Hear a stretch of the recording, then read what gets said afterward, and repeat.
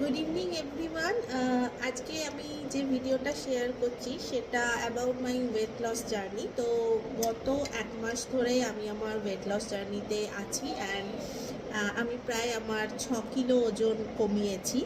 তো আজকে ভাবলাম যে আমি ডিনারে কি খাচ্ছি সেটা একটু শেয়ার করি সবার সাথে।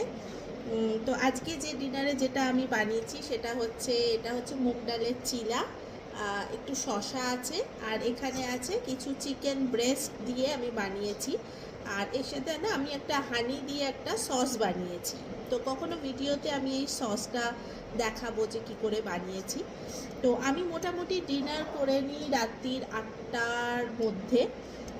আর আমি চেষ্টা করি যে আমার প্রত্যেকটা মিলে প্রোটিন রাখার। আর আমি দিনে একবারই কার্বোহাইড্রেট খাই, আর বাকি সময়টা ম্যাক্সিমাম আমি প্রোটিন রাখারই চেষ্টা করি। তো এই করে আমি 6 কিলো ওজন কমেছি। সাথে অবভিয়াসলি আমি যোগা, জুম্বা, জিম আমি সবই করেছি টুকটাক করে, কিন্তু কোনো কিছুই খুব বেশি কিছু করিনি। আর আমার ডায়েট মানে ভীষণ সিম্পল, খুব ফ্যান্সি কিছু না, বাড়িতে যা পাওয়া যায় সেই দিয়েই আমি ডায়েট করেছি। তো এইটা ভাবলাম আজকে আপনাদের সাথে শেয়ার করি।